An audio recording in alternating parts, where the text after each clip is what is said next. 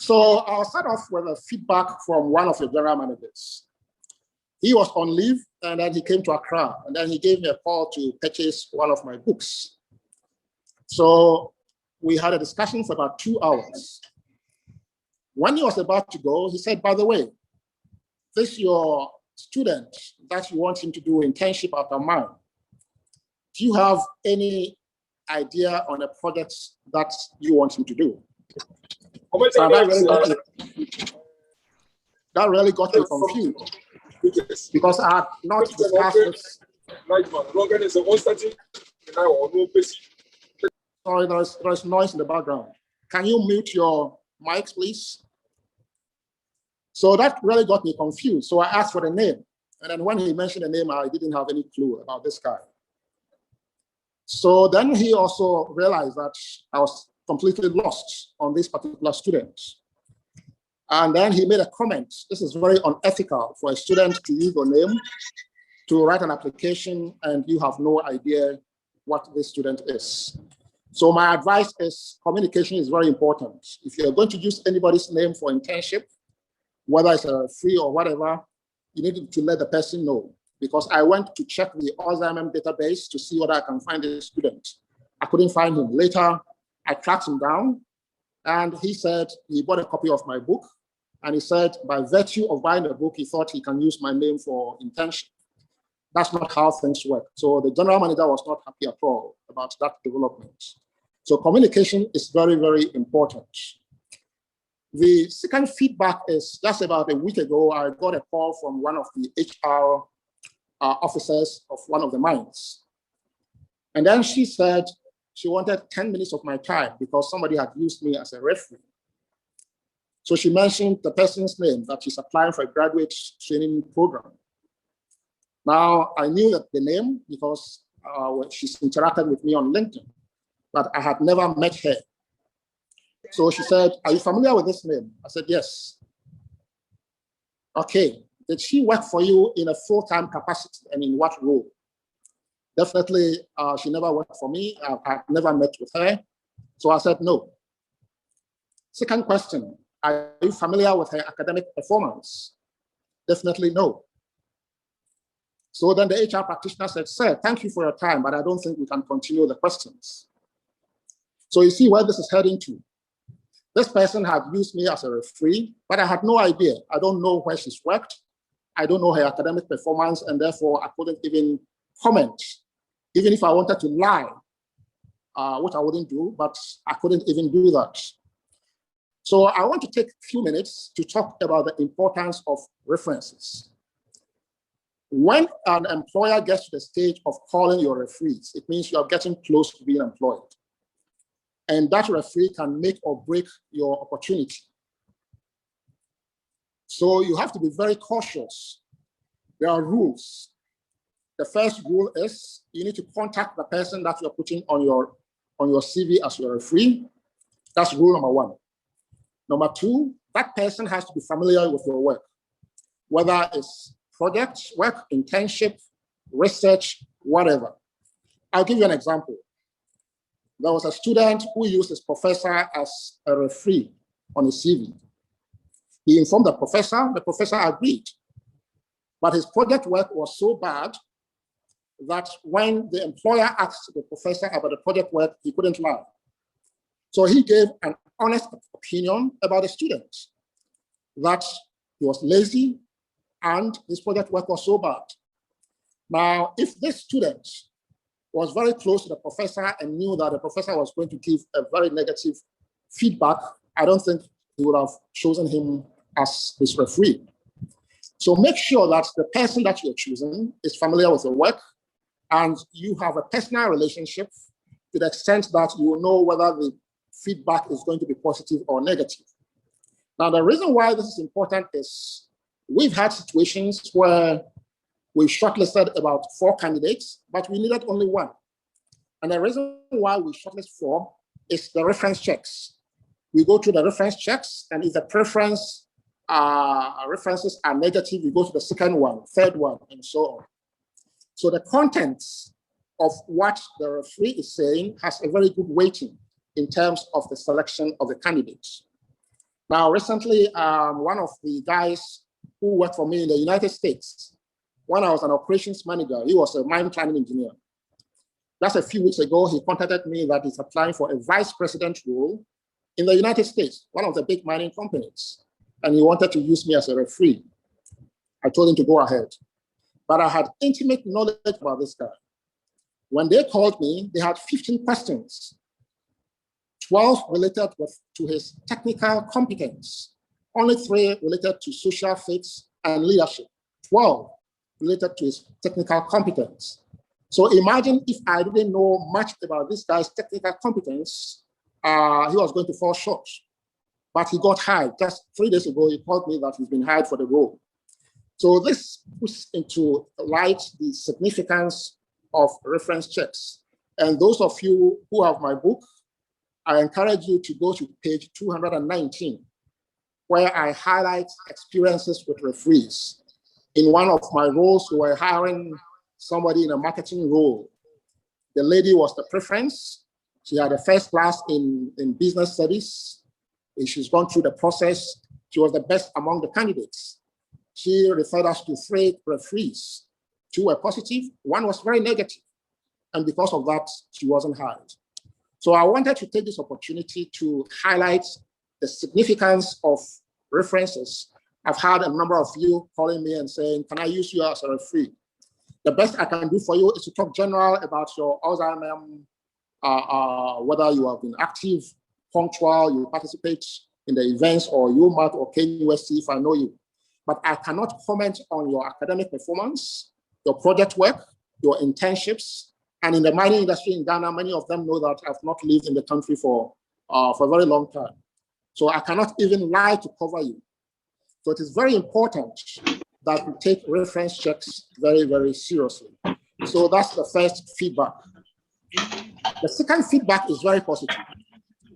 One of your vice presidents for human resources visited me, and we're talking about student internships and why I was pushing them to do more for students, especially in the mining sector. And then he told me that they've received a very strong application from a student from the University of Ghana, Legon, who was doing geology. And he wanted to share it with me. So he shared this application with me. He said, when I saw this cover letter, expression of interest, it was so good that he forwarded it to the general manager. The general manager saw it and said, these are the type of graduates that we want to have. So do whatever you can to bring him on board for national service. So I'll share with you what this person wrote. He started off his letter with information about the company. He's done a lot of research on the company. And he said, based on my research, this company is publicly listed. He's got operations around the world. These are my short-term to medium-term career goals.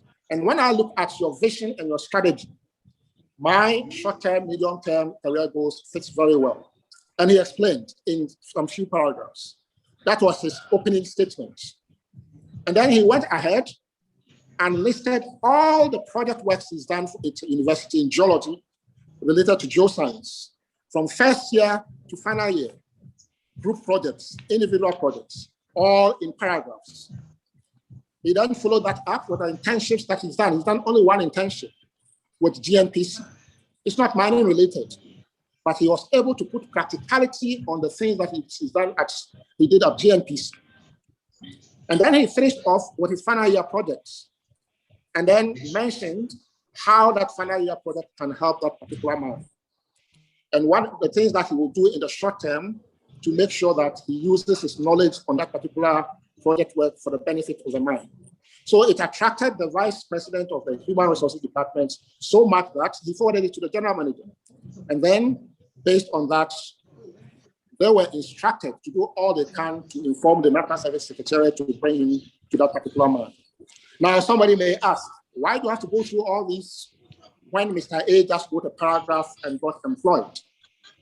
Very good question. But Mr. A may have other advantages or strengths.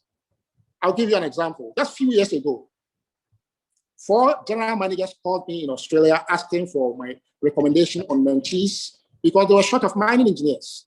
Everybody wanted a mining engineer at their mines. There was big shortage.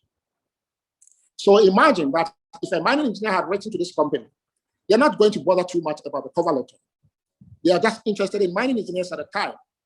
So whether the cover letter is good or not, they will hire him. So don't make those type of comparisons. Do what is best, what you can do best within your control. And then if you're not taking for any reason, because sometimes you might be a mechanical engineer and the preference might be electrical engineers. So it's a strategic decision not to hire a mechanical engineer. It doesn't mean you've done anything wrong, but you put in your best and then you can sleep and say, I did my best. And if I'm not taking, I can sleep in peace. So always do the things that are within your control. The things outside of your control is external. It can go your way or it can go against you. Now, the other thing that this student did is he made sure he knew somebody at the mine to follow up on his application. So this person actually went to the HR department and said, this person sent a CV and expression of interest. Has it been received? And then he provided a feedback that your application has actually gotten to the mine. So he did everything correct. His CV was punchy, his expression of interest was spot on, and he attracted the general manager. So some of you are doing very good at these things. So I encourage all of you, take the cover letters very seriously. In fact, when I was at UMass some few weeks ago, I highlighted this point, that don't underestimate the power of your expression of interest. Now, I know some of you will just send email and attach it without anything in the body of the email. They will just attach a CV. Now, that's one of the feedback I got, that a number of you are doing that. That's the CV, the expression of interest attached. The person looks at the email, there's nothing in the body of the email, and it just deletes it. It's happening across the industry. So if you are doing that, even if you are going to attach a cover letter and a CV, write something small in the body of the email. My name is this. I'm interested in your company. I've given more information in my cover letter and my CV. So just don't attach it and leave it, and then that's it. Because once they see it, they just delete it. So that's the second feedback I want to give you. Now, when I was at UMass, I talked about the importance of project work. Now, sometimes some companies will not use it as a criteria, but some companies do. There was a Ghanaian student that graduated, did his master's in Canada, and he published his thesis. The Australian government did all they could to poach him and made him a permanent resident into Australia because of the research they did. So he's working with a Commonwealth Research Organization. So project works are very, very important. And I encourage you to always try and solve an industry problem or a problem that can make your chances higher when you're applying for a job, rather than doing just a literature review on something that they sit in the library, nobody will even recognize it. The other thing is, some of you do fantastic jobs on drill and blast, metallurgy, and so on. But it sits in the library, nobody hears about it. Now, make the effort, talk to your supervisor and see where can I publish aspects of my project work? Because the more publicity you get, the better for you. So that's the second feedback I want to provide for you. The third feedback is on this myth called connections. Now, a number of you will have connections, members of parliament, and all that. Some may not have it. I hear there was one student who said, I really want to work for Anglo Gold Ashanti in Obuasi, but I don't have any connection there, so I'm not going to waste my time. So I'm going to spend some few minutes to talk about connections. Now, somebody, I think you may have even joined in, one of my mentees in Australia. I'm going to use him as an example, because all what he did was send a LinkedIn message and say, hello, sir, how are you? I never responded until I was in Melbourne visiting a family member. And he said, oh, one of my friends sent you a LinkedIn message, but you never responded. And I told him, you will never respond because you get hundreds of these messages. So unless he's specific, you won't respond. So he said, this person wants to fly down to come and see you. I said, no need. When I get home, I'll give him a call.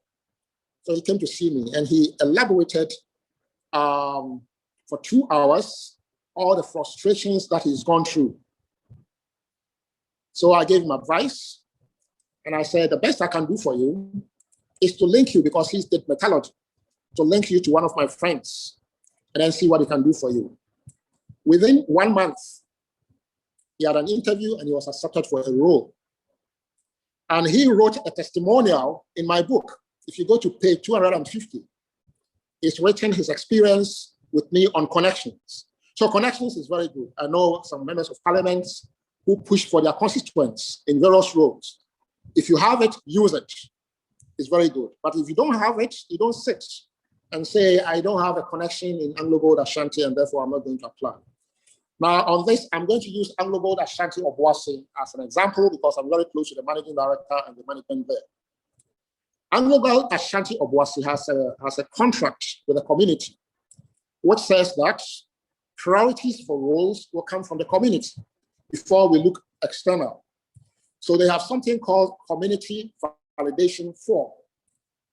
You fill it up and a king or a chief or a traditional leader has to sign. An assemblyman has to sign. Some members of the community, pastors and so on, to validate that you are from that particular community. And then it goes into a database. So for instance, National Service, they will say we need 3 metallurgists, 2 mechanical engineers, 4 mining engineers. That's an example. They will go through this database and see who are those from the community who can fill those roles. If they don't find any, then they look at external. Now, last time when I was coming to Takwa, I came with one of your graduates called Jacko. She did mining engineering. She's not from Obuasi, she's from Accra. But she got national service at the Anglo Gold Ashanti mine. And I specifically asked her the question, do you know anybody at Anglo Gold Ashanti? She said no. So Anglo Gold Ashanti went through the process. It went external. She was interviewed and she was selected. So connections work, but if you don't have connections, you just don't sit. Another example, I was in Australia where a mentee called me and she said, I finished my graduate training program. She had a first class in finance from the University of Ghana. And her dream is to work for the Bank of Ghana. Positions have come up at the Bank of Ghana. But she is telling me that when these positions are advertised, the pre-selection has already been done. The NPP, NDC, they've already put their people there. So she's not going to waste her time. So I said, why are you calling me? Because I want you to talk to some of your friends on my behalf. So I called one of my friends who is an MP. And then I told her, can you help this lady get a place at the Bank of Ghana? She said, let me see what I can do. And then she came back and she said, unfortunately, she can't because the process is very transparent and it's a panel that does the interview. And she doesn't even know the panel, the people going to be on the panel. So that's advice from mentee to apply. So I insisted that she applied. Reluctantly, she sent me the cover letter, I polished it up, she applied. Month 1, no response. 2nd month, no response. 4th month, no response. Then she called me and said, you see, I told you, the NPP and the NDC people have put all their people there. They never even called me to acknowledge receipt of my application. Month 5, then she got a call. You've been selected for an interview. Now you have to remember this. All these companies have processes and protocols. So sometimes their processes might delay. So when she got a call for the interview, she panicked. Oh, I'm not prepared for this. And they are telling me to come for an interview in 3 days' time. So me and her went through a process. I asked her questions on finance, on leadership, on social fitness, cultural fitness, and so on. So I prepared her for that. She went and she came back and said, this is the toughest interview she's ever had in her life because it was a panel of 10 people and the questions were coming from left and right. She did her best based on the advice I gave her, that be practical and give examples of every question, every response that you put across. But she doesn't know how it's going to go. 3 months, she didn't hear from the Bank of Ghana. The 4th month, she was told to go for medicals, and now she works at the Bank of Ghana. And I kept on telling her, she kept on saying, oh, maybe you use your connection, or maybe the MP went back. But no connections. It was based on her own performance. I can use one of your own, Harriet Tete, who graduated from UMAT.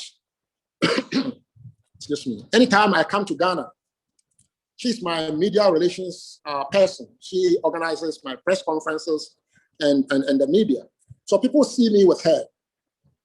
Now, Harriet applied for a role at the Minerals Commission. She never told me. So I was having a discussion with somebody at the Minerals Commission, and the person said, oh, you know this lady who is always with you when you come to Ghana? She's applied for a job here. And I said, oh, okay, can you help her? She said, no, because she's already gotten the job. We have not informed her, but she's already gotten the job. Now, 2 days after that, Harriet sent me a message, guess what? I've been employed at the Minerals Commission. Then I said, I know. I said, well, how did you know? I never told her how I got to know, but I'm just using that as an example because she didn't have any connections at the Minerals Commission. Now, a few days after that, Newmont also called her for their graduate program. So now, somebody who has been struggling for almost a year, all of a sudden have 2 very good proposals. And she was doing risk and opportunity analysis. Where do I go? If I go to Newmont, it's a graduate training program. It's 3 years, 2 to 3 years. There's no guarantee that I'll be employed. If I go to Minerals Commission, it's a government organization. Small scale mining is always going to be there. Policies is always going to be there. So based on that, she thinks her long-term career prospects are better at the Minerals Commission. And now she's working at the Minerals Commission. So don't use connections as an excuse to just sit and say, I don't have the connections, and therefore I'm not going to apply for a role. Do what you can do best and allow the process to go. And then if you're lucky, you are selected. If you're not lucky, then you can say, I did my best, but I was not selected for whatever reason that it is. So that's another feedback I want to give you, the myth about connections. So make sure that if you have connections, use it to your advantage. Call your MP. Now these days, they take your votes very, very seriously. So call your MP. In fact, I have a friend in Australia who invited her brother to Australia. The Australian government kept on refusing her. She went to the MP's office. The MP took it very seriously and made sure that the brother came to Australia because the member of parliament wanted her vote. So do whatever you can with your connections, but also don't sit and say, I don't have any connections. The other thing is, just 2 days ago, somebody wrote to me and said, I'm a mining engineer. I'm a chemical engineer from KNUST. And there are only 2 places in Ghana that I want to work. AngloGold Ashanti and Newmont. I said, good luck. Chemical engineer. You're competing with metallurgists, mineral processing engineers at a plant. And you are telling me you want to work on only these 2 places. Good luck. Let's see how you go. But I'll get to that point in a second. So I wanted to highlight this for your attention. The other question I keep on getting is, where do I apply? Now, for those of you who have read my book or in the process of reading, I encourage you to go to pages 38 to 43, where I highlight my experience in the United States, finishing a master's degree, not a permanent resident or a US citizen, and any advertisement that came to Colorado School of Mines said you have to be a permanent resident or a US citizen. I didn't have any connections in the United States. I spent months doing research on the mining industry in the United States, Canada, and other nearby countries. I was cold calling, go on the internet, calling HR departments. I want to talk to this person. And then they say, who are you? Oh, are you a citizen? No, we don't want to talk to you. But then I managed to position myself to be employed in the largest mining company in the world, BHP. And I wouldn't bore you with the processes I've gone through. If you read my book, you see how I went through to get that job. So if you'd ask me, where do I apply? I know a mechanical engineer at KNUST asked me this question. Now, the university can do its best to bring companies for career fairs and all that. But is that enough? You need to do research on mining companies in Ghana, on exploration companies, and so on, so that you can widen your search for internships and for national service. So on this topic, I would like to take you through profession by profession, expertise by expertise, so that you can understand. So I'll start off with those of you doing metallurgy and mineral processing. Metallurgy at KNUST, mineral processing at UMass. Now, just imagine this, a processing plant at a mine. How many metallurgists or mineral processing engineers do they need? These days, things are automated. Just few. So you have metallurgists from KNUST, you have mineral processing engineers, your assistant, your deputy, your vice president just said he talked to mineral processing engineers, many of them. To complicate things for you, chemical engineers are also highly preferred. In fact, when I worked at a Pampora treatment plant in Obuasi, the metallurgical manager, the plant manager was a metallurgist from the UK. But anytime he was going out to recruit graduates, his preference was for chemical engineers. I never asked him the reason. When I was in Australia, same thing. The metallurgists, the plant managers always preferred chemical engineers. I have no idea what that is, but that's the competition you have. Chemical engineers, metallurgists, mineral processing engineers. So do you just concentrate on the mining industry, knowing that you have all this competition and there are only few mines, there are only these mines with few positions available for mineral processing and also for metallurgy. Now, metallurgical engineering has wider applications than mineral processing. So for those of you at KNUST, you are looking at automotive industry, heavy machinery. You are looking at metals, Valco, rolling mills, steel, and so on. It doesn't mean that mineral processing engineers cannot work in those roles, but you have the advantage because of the metallurgy that you've done. It's more related to metals and so on. In the same token, you have the mines having a preference, whether you like it or not, this is true. The mines have preferences for mineral processing engineers because the mineral processing courses are more mining related. And therefore, you see them getting the positions ahead of some of you. Now the dynamics are changing. You have a balance of chemical engineers, metallurgists, and mineral processing engineers. So widen your scope when you are searching for roles. These days, the automotive industry, they're looking for metallurgists, manufacturing, and so on and so forth. So that's the advice I have for metallurgists and mineral processing engineers. Now, let me go to the mechanical, chemical, the mechanical, electrical, material engineers.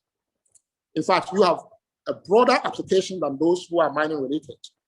Because in addition to mining, you have all these industries who need material engineers. In fact, if you go to Australia, that's one of the hottest professions because you need them everywhere. When you are starting a mine, doing construction, you need materials engineers.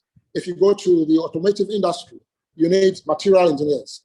Even in Ghana, now recently there was an announcement about the railway connection between the North and Burkina Faso. Railway industry, they need material engineers, they need mechanical engineers, they need electrical engineers, and so on. So broaden your outlook, broaden your scope of search so that you don't just concentrate on the mining industry, because the mining industry is very, very competitive at this stage. Now, let me talk to the geomatics engineers. And I'm very familiar with geomatics because my senior brother is a geomatics engineer who graduated from KNUST. When he graduated, he worked for the Ghana Survey Department. And then he said, Accra is too expensive. So he came to Obuasi to work for a real estate company doing demarcation of plots for houses. And then he moved to Ashanti Goldfields, now AngloGold Ashanti. And then one day he came home and said, Henry, I didn't know this mining job is so stressful. You go underground, you come back to the office, and then you have to do your plots and calculations and all that is too stressful. So he left Ashanti Goldfields and joined a small quarry company as their volume estimator. So he estimates the waste mined and the ore mined and so on. Then after that, he formed a consulting company with some lecturers at KNUST, and then they provide consulting services for the construction companies. So I've given you his background to have an idea about those of you doing geomatics, that you also have a very broader scope in terms of areas to search. In fact, in Accra, I live in East Legon, and anytime I'm driving, I see surveyors on the roads on these road construction projects, picking spots with their theodolized GPS and so on. These days, you have the one district, one factory. You have a number of government construction companies going on. I have MMT who work at the Kumasi International Airport, doing their pickups and so on. So you also have a very broader outlook. So don't restrict, by all means, right to the mining companies, but don't restrict yourself to the mining companies. Now, I want to talk to the mining engineers and the geologists. So I'll start with geology. Now, what are the areas in geology that you can work? Exploration, grade control, mapping, and so on. These days, we see a lot of uptake with the junior companies. Recently, Galeona Gold announced that they started exploration. How many of you know about Galeona Gold? Because everybody's looking at Newmont, Anglo Gold Ashanti, Precious, and so on.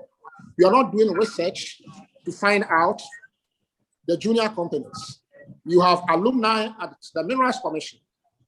Somebody can call the Minerals Commission and provide us a list of all prospecting and exploration companies in the country. And I think if you put in the effort, you'll get that list.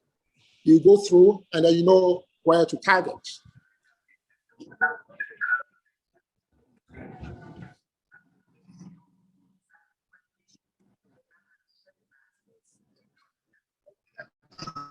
So those, can you hear me? Am I still online? Yes, sir. No, online, but it's not okay. So don't concentrate only on the mining companies. In fact, these days, just recently, a company in South Africa came to see me and they said they want to set up a base in Ghana to supply geotechnical equipment, grouting, and other wall stability equipment. And they were looking for geologists. Do we have geologists in the country? I said, of course. We have some of the best geologists in Africa. So when you're ready, let me know. I'll get you geologists. What they want the geologists to do is to be able to send these equipment to the mine sites and do trials, because geologists have very good information, good appreciation of rocks and the mapping and so on and so forth. So do research on these companies. The GIPC, Ghana Investment Promotion Council, whatever it's called, as a list of companies coming into the country. Those related to mining, the Minerals Commission will have it. Go out there, do the research, and make sure that you cover all these companies so that you don't restrict yourself to the mining companies. Now the mining engineers. Now for geology, for instance, you have geological engineers from UMAT. You have geological engineers from KNUST. You have geology in Legon. Hundreds of graduates coming out for few positions. So the competition is very keen. And therefore, you need to make sure that you cover yourselves on all the aspects that we're talking about, the cover letter, the reference checks, your project work, how to market yourself, attend seminars and conferences, and get a network, use your links, and so on. Now to the mining engineers. You are the most advantaged group, because for the entire West Africa, mining engineers is offered only at UMAT, as far as I know. And as I said a few years ago, there was high demand. In fact, companies were struggling to find mining engineers into their places, because now the Precious and the Anglo Gold Ashanti and the Newmonts are facing competition from the contracting companies, Rockshore, BCM, PW Mining, Engineers and Planners, UMA. They are all looking for mining engineers.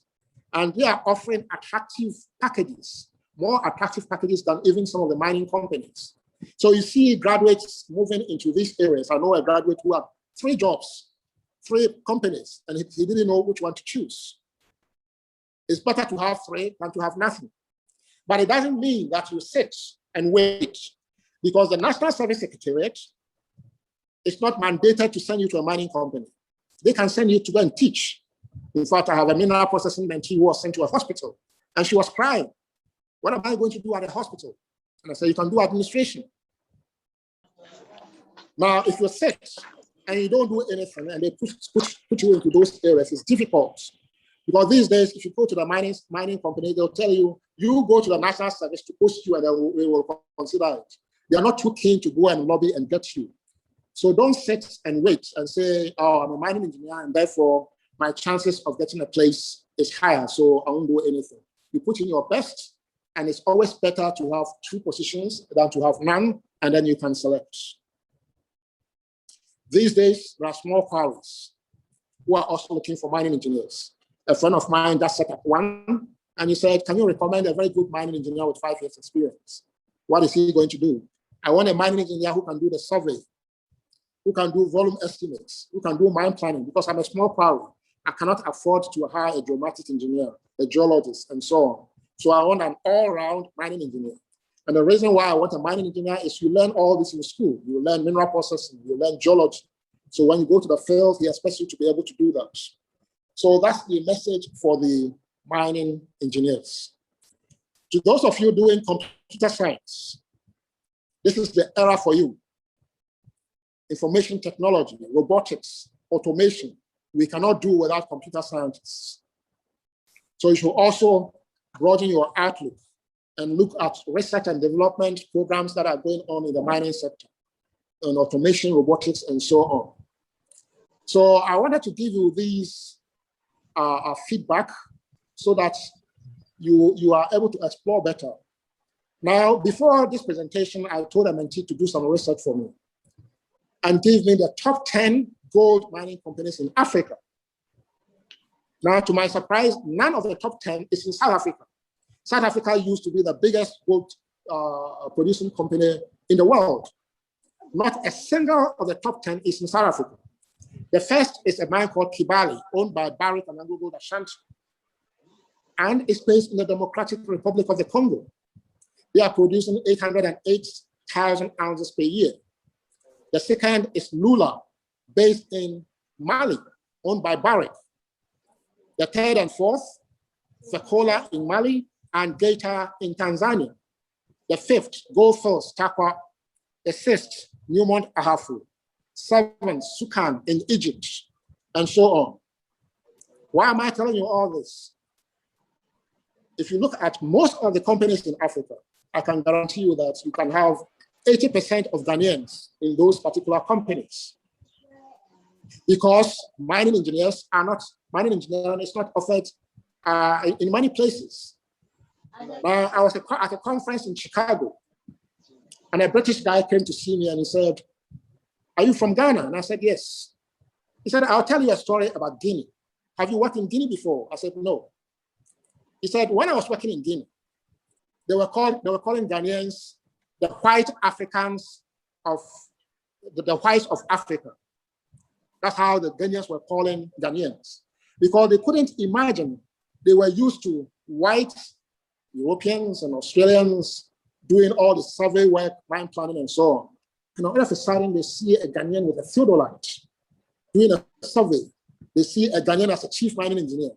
They see a Ghanaian running the processing plants. And they were wondering, are these from Africa? Are these Ghanaians from Africa at all?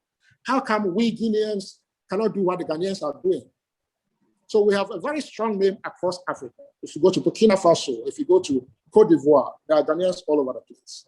What are you doing to link up with them? In fact, UMAT has an alumni platform called Alumat. Have you registered to be on it? Do you know anybody on Alumat? Because a lot of these are technical services managers and general managers at these mines. That's the way to network and make sure you are visible into these companies. So those of you doing national service graduate training programs, broadening your outlook, a lot of you are doing that. I know one who is currently positioned to take a job in Burkina Faso, because I've been talking to him. And now he's even weighing whether to take the job or stay in his current role. So a lot of you are doing the right things, but I'm telling you, many of you should broaden your outlook. Ghana, the Ghanaian mining industry, unfortunately, is not growing as big as we expect. Since Precious was built, Newmont was built, how many mines have been built?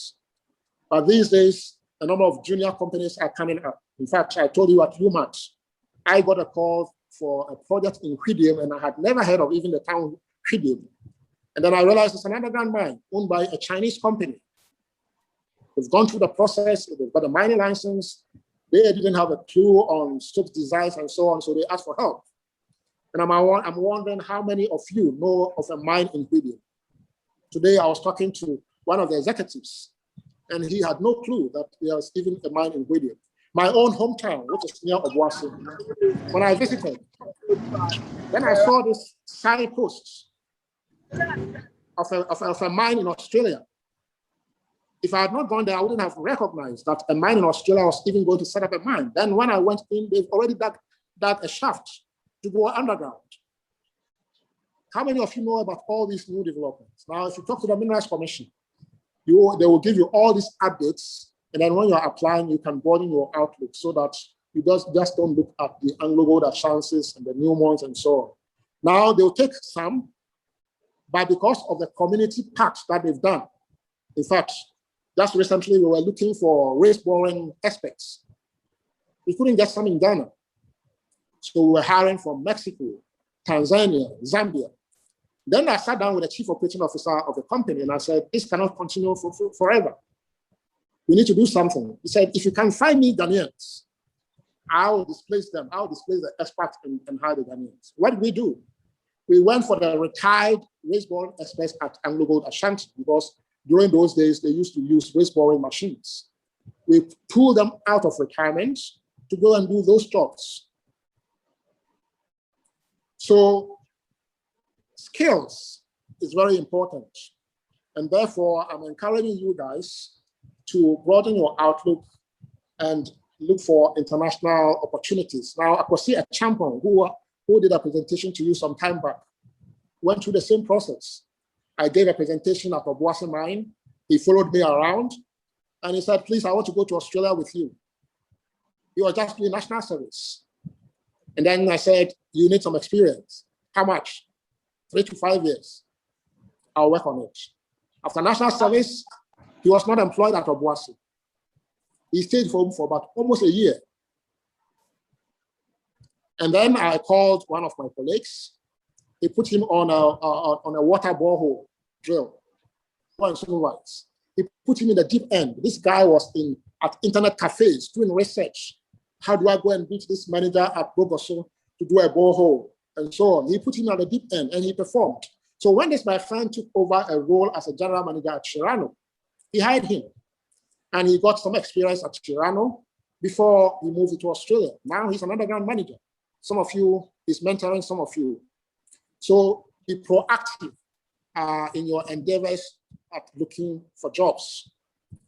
The other aspect I want to address is this question about, I've done a bachelor's degree, I have finished my national service, and I want to do a master's degree.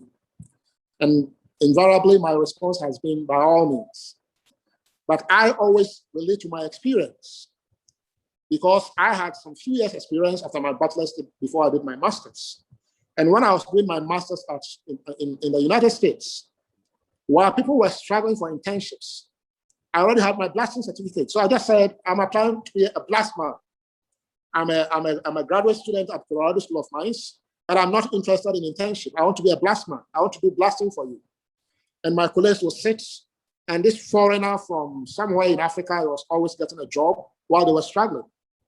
When they were at Colorado and Camborne, whatever we learn the theory and we do the practical at the mine. We have test mines at Camborne and Colorado. So at Camborne School of Mines, for instance, they said, we want a student who can supervise people to do drilling and blasting. Because I had the blasting certificate, I could apply and do part-time roles in these test mines and so on. So I relate to my experience. But if you have not finished national service and you are sitting home, you can't get a job, and you've gotten a scholarship for a master's, you don't say, Henry says you have to get some practical experience, and therefore I'm going to wait and get 2 to 3 years experience before I take that scholarship. Grab the opportunity. Now, in the past few months, 5 of my mentees have gotten scholarships to Canada, Australia, United States, and England. Masters, PhDs. They've gotten all the documents. All the 5 have been declined visas. Why? Because of this COVID situation. Every country is controlling COVID. In Australia, for almost 1.5 years now, they have not allowed any foreigner to enter the country. The airport is locked for only citizens and permanent residents. They are the only one who can enter the country. If you're a foreigner, you can't, unless it's government to government or on medical grounds. Why? Because they are trying to get the COVID under control, and they've gotten it under control. Just last week, I saw a documentary where 78,000 spectators were on a field watching Australian football. Australian football is used the hand and the foot. It's very popular. 78,000, no masks, because they've gotten it under control because of the restrictions. A few weeks ago, I don't know whether Simon is on the line. There was one case about somebody in quarantine in Australia, whether you are positive or negative, you go 14 days quarantine. 10th day, somebody tested positive in his hotel. A cleaner went in, didn't wear a mask, and then got infected. The whole of Brisbane was shut, a population of 3 million people, because of one case. They shut the whole city for 4 days to do contact tracing on this particular lady who got the COVID.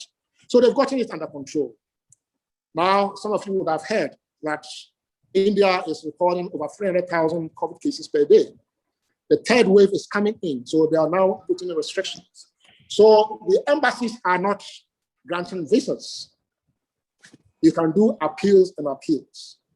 The best the university can do is go and do online classes. When the situations normalize, you can come in.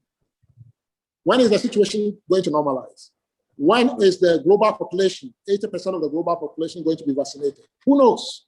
It could be a year, it could be 2 years, 3 years. So do you just sit and wait for things to normalize? No. There are very good master's programs in Ghana. UMass is offering engineering management. I saw the curriculum. Fantastic program. Masters in engineering management. KNUST, they have business studies, MBAs, masters in mining, masters in ecology, masters in geology. JIMPA has very good courses if you want to participate. So don't sit and say, I'm waiting for a scholarship to go to the United States. Somebody is making noise. Can you tell the person to mute, please? So don't sit and then wait and say, I'm waiting for scholarships before you make a move. So I hope I'm making a bit of sense with these dynamics. The last bit I want to address is just a few weeks ago, somebody came to me and he said he was due for promotion, but he couldn't get it, and a junior person has been promoted ahead of him. So I sat him down and gave my own experience. I was an operations manager in Australia. I was looking for a planning superintendent. And in Australia, what we do is we do internal advertisement before we go external. So a number of candidates internally applied and went through a process. Now, one of them was selected. And then a guy came to my office and he said, Mr. Henry, I want to understand why I wasn't picked for this role, because I had first class at one of the top universities in Australia. But the person who got this role also attended my university and had a 3rd class. And in addition to that, he's 2 years my junior. So how come he bypassed me for this role? Now, that was the first time I even heard that this guy who was selected had a 3rd class. So I told him, I gave him this advice. The 1st class is an advantage when you're looking for a job because employers want smart people. But once you get in, the first class doesn't count anymore. It's your performance. Now, I'll tell you what this guy has done and the basis of my selection of this guy. One of the crews, I had 4 crews working for me. One of the crews was having high safety incidents every Monday because on weekends, they drink a lot, so they come to work with hangovers. And I wanted to convince the unions that I wanted to introduce mandatory alcohol tests. In Australia, the unions are very powerful. So you have to go to them with facts. So I called this guy and I said, I want you to do a study on all the 4 crews for me on why safety is a problem on Mondays. He looked at me and said, I know where you're heading with this. I'll finish this and he'll tell me to correlate the safety incidents with labor efficiency. Can I group it together? He read my mind. What is labor efficiency? Labor efficiency is material moved divided by the number of people in the crew. So if you have less people moving a lot of waste and ore, they are more productive. So he wanted to correlate this safety incidents to labor efficiency. He read my mind. And when he delivered the results, very practical, everybody in management was so impressed. On a second occasion, I was having problems with equipment utilization. He and 2 other guys did a study. He came to me and said, can I extend this study to include productivity and availability of equipment so that I'm looking at a 3, not utilization and isolation. So he was talking about the concept of overall equipment effectiveness, OEE. One of your Alzheimer presidents, Faustina Amadio, did a project work on overall equipment effectiveness. I supervised her. Practical, data-based at Yemen mine. She was at the mine for about 6 months, part-time, from university to the mine, collecting data, doing analysis, statistics, and so on. When she finished, I told her to go and present it to the management. She was in shock. Oh, do I have to do this? I said, yes. But this has nothing to do with the grade prem. It's a project work for my final year. I said, no. I will tell your supervisor to fail you if you don't go and present it. So she presented, and she had a distinction. Now, Idria Prem was calling me, where is that your mentee? We want her for national service, but she had gotten a job at Newmont. Now, for some reason, Newmont always takes all the Alzheimer presidents, except for maybe Theophilus and few others. The majority went to Newmont. Theophilus went to Precious. They like these presidents. I don't know what it is, but she is now ventilation engineer, and recently she's moved into drill and blast. So this guy was able to think practical, and therefore, when the selection came, it became very easy for us. Now, it doesn't mean that first-class students are not doing well. I know a number of first-class students who are vice presidents and presidents of companies, but they are vice presidents not because of the first class, it's because of their performance on the job. So note this, your academic performance, whether it's a first class, second class, upper, will help you in the selection process. But once you get to the mine site or manufacturing base, it's based on your performance. In Obuasi, I was just an official learner. I just finished a diploma at Takwa. I didn't have a degree yet. And I go to these mine planning meetings, and the general manager had a very strong appreciation, punching holes into mine planning, giving these underground managers tough time. And I said, why is he so smart?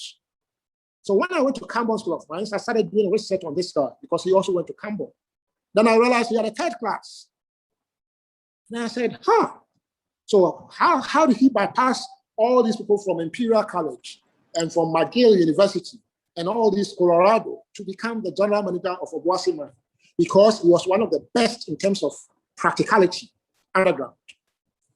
So whether you have a first class, third class, whatever, your performance is your performance. It shows at the mine, and therefore you need to take things very, very seriously at the mines. Now I want to digress a little bit and talk about diversification, because I hear this. I'm a mining engineer. I have a bachelor's. I want to do a master's in mining. Is it a good idea? Of course, it's a good idea. But in terms of employability, what advantage does it give you in terms of marketing yourself for employment? When we are employing, we don't say you have a bachelor's or a master's. We're looking for the best candidates. I know of a friend who has a PhD and struggles to get a job in the mining sector, so he went to teach because we are looking for practical experience. So why don't you position yourself so that you can diversify? So in those days, when we had big shortage of mining engineers in Australia, we came to Ghana to recruit. We were to BHP. We recruited a lot of Ghanaians. Some came to my house and said, the industry has gone down and we've been retrenched. So I told one guy, how much did you get? He got about $50,000 as retrenchment package. What are you going to do? I'm preparing to go to Ghana. Where is the guarantee that when you go to Ghana, you get a job? If Australia is going down, Ghana is going down. So what are you suggesting? So I said, why don't you go and invest in doing business studies, masters in business administration, pay the fees and go and invest. He took the advice. When he finished, the mining industry was still not going well. He went to a bank. He went to one of the banks and he was the project coordinator for mining projects, risk analyst for mining projects. Now, when the mining industry came back, I called him and said, I have a role for you in the Pilbara of Australia. They're looking for senior mining engineer. Do you want to take it? He said, no. I'm enjoying wearing suits and going to work and challenging the mining companies on why they need 100 million for their projects. I'm really enjoying this, so I want to stay in finance. So this guy has diversified. Now, recently, a geologist came to see me and said, after national service, he stayed home for 2 years. This was 2 years ago. So I said, so what have you been doing? Just staying at home, helping my mom and dad with their business and all that and so on. And then I told him, why don't you go and do postgraduate studies in education? In fact, he nearly had a heart attack. What are you talking about? To go and teach? No way. I'd rather stay home. I said, okay. Is it better to stay home or to go and teach? So he took the advice. He did some course in Winneba. And then he got a secondary school to teach. The mining industry picked up and then he went back to geology. Now he's telling me he will never be retrenched because now he's got a certificate in his hand that allows him to teach chemistry, physics in secondary schools. So anytime he's retrenched or the geology sector goes down, he goes and teach. The money might not be good, but at least he's productive. So that's the power of diversification. Now I was on the board of a company in Canada. And then we sacked the CEO. Now, as the only mining engineer on the board, they told me, why don't you go and act for 2 months while we're looking for a CEO? So when I acted, the biggest problem at the mine, in fact, the reason why we sacked the CEO was the processing plant. The recovery at the processing plant was so low. Now, the mine manager is saying, I bring the tons, I do all what I can. The processing manager is not delivering. Now, to the board, the CEO is held accountable, not the processing manager. So he got sacked. So when I went in, I knew where the problem was. So first I did a gap analysis, and the first person to go was the processing manager, fired. And then I started going down. And then one of the shift supervisors thought, maybe I'm going to sack him too. So he came to me and said, I've got a family emergency. I need 1 month off. Now, when somebody says family emergency, you have to grant it. So he went. Now I'm stuck. Processing manager is fired. Shift supervisor is gone. So I called the mining engineer. I said, come here. Which university did you go to? He said, Cambon School of Mines. I said, I also went to Cambon. You remember that processing lab where we do shaking table, gravity separation of gold? He said, yes, I remember. You remember this professor who was teaching processing engineers? Yes, I remember. Now, I didn't even know where I was heading to. Now, if you've done processing in university, you'll be able to do processing engineering, right? No, I don't have expertise. I said, no, of course you have. So I pushed him into the processing plant as a shift supervisor. Now he went and he realized all the problems. The problems were not at the plant. The problems were with the planning, the mine planning and the grade control. The mining engineers and the geologists were messing things up. Now, because this plant manager didn't have knowledge about mine planning, they pushed the blame on him. So he fixed the problem. Now, when it's 2 months, this 1 month came up and I wanted him to move back The new processing manager said, please, can he stay here for 1 year? This guy developed expertise in processing, and now he's a processing manager at one of the mines in Canada. He's moved from mining to processing. So that's the power of diversity. When a role comes up in mining, he can move. He can move into processing. So diversify. If you are a mining engineer and you want to do a master's, go and do geotechnical engineering. It's related to mining. Go and do geostatistics. It's in high demand. Go and do a project work on drill and blast, which is also in high demand. If you're a geologist, same thing. You can do geotechnical and so on. Now, doing geology is good, but you have to look at how do you market yourself when you're going into the market. So with this, I'll talk about the last bit, and then I'll open the floor for questions. And the last bit is, I cannot go without saying it. You need to scale up. The mining industry is changing. Artificial intelligence, robotics, automation. So you need to scale up. If you look at the most highly automated sub-level mine in the world is in Africa, Mali. They have the most highly automated mine. When COVID came, they were running full 24 hours, no problems, because they saw the message that uncertainties are coming. I saw the example of FK being in Sweden. The only underground, one of the few underground mining companies that produce iron ore. Very competitive. So 3 mining engineers do using remote control to run entire mine. Highly automated. So what is Ghana doing about automation? In Australia, what we do is, rather than the mines doing research in isolation, they've hired a company called Mining3. Dr. Zakota did a presentation. Mining3 does all the research for the mining sector, and then they market it to the mining companies. What is Ghana doing? I formed a committee at the other element to look at expediting automation in Ghana. This committee is still working on it. In addition, I had discussions with the vice president. Some of you joined me to the vice chancellor of UMAT. As I speak on Tuesday, we will be meeting with the Ghana Mine Workers Union. And why are we talking training with the Ghana Mine Workers Union? Because they have a structure in Obuasi, where we want to use that structure to set up a training facility to collaborate with the universities, UMAT, KNUST. And we're going to set up laboratories. And in Ghana, bauxite alumina is coming. The buyer process is used for alumina. There's no expertise in Ghana. How do we scale up Ghanaians? We're going to have simulators to train students and lecturers and people in the industry. Race Boring, I've talked to the chief operating officer. He's coming to UMAT to do a lecture for final year students. He's happy to bring simulators into the training facility. Geologists, we're going to have a core shed where you can come and do practical training. We are talking to the Obuasi mine to give us a section of the mine. When we teach drilling and blasting or blasting certificate, you go there and learn how to blast, practical. The vice chancellor is very happy about it. We are in negotiations with the Ghana Mine Workers Union because they also want to retrain some of the staff that have been retrenched and retired in the facility. So that process is all ongoing. And we are going to make sure that we practicalize you as much as we can so that you are best positioned for future careers. So with this, I've talked a lot. If I want to talk, I can talk for hours. So I will end here and open the floor for questions and answers. Thank you very much for your attention. Thank you very much, Mr. Henry, for an insightful presentation.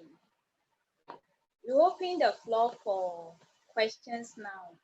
Please, you can raise your hand if you want to ask a question, or you can leave it in the comment box and I will read it out to him. So the floor is open for questions now.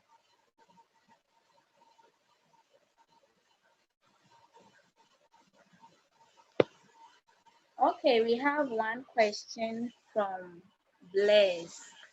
It says, I study civil engineering in KNUST.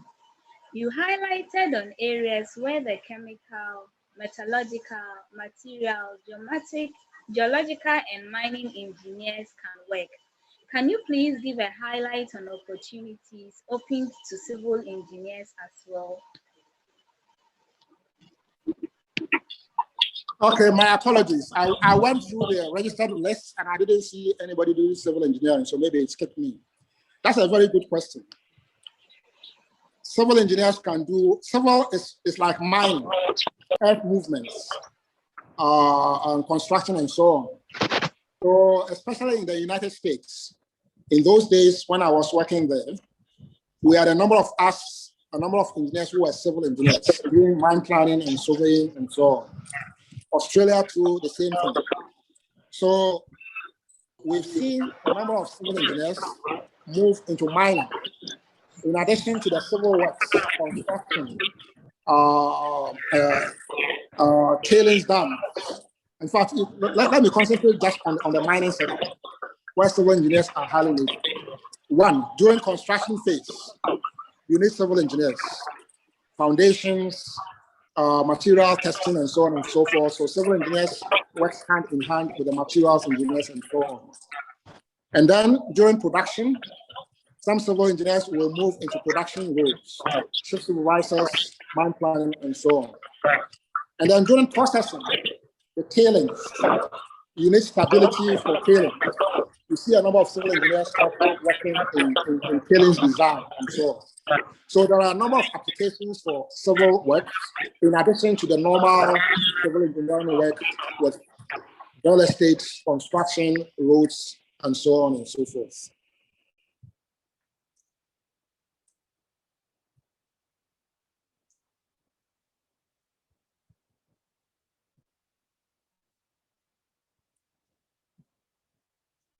Next question.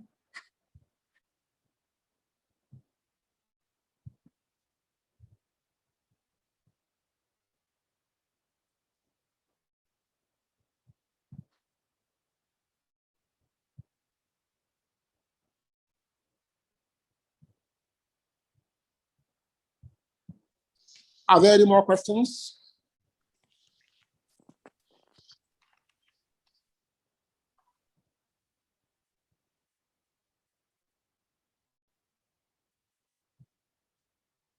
Abigail, are you there?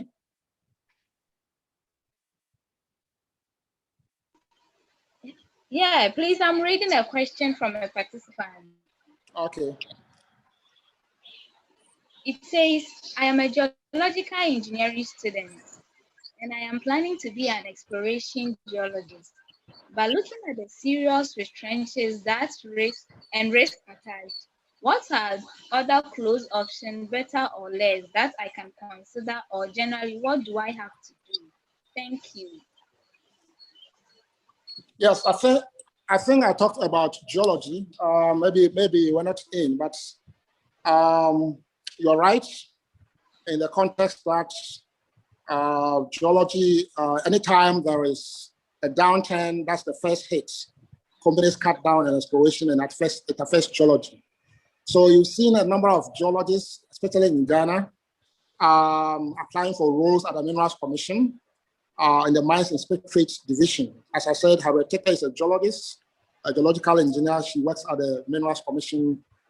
She is in the Akwatia district and so on. So you have a number of geological engineers and geologists moving into Minerals Commission. You have a number of them also moving into equipment sales, marketing, geotechnical equipment to the mining companies and so on, and then others going into grade control and so on. So when things hit, it can be very terrible for geologists. I just gave you the example of a geologist who went to do education to diversify.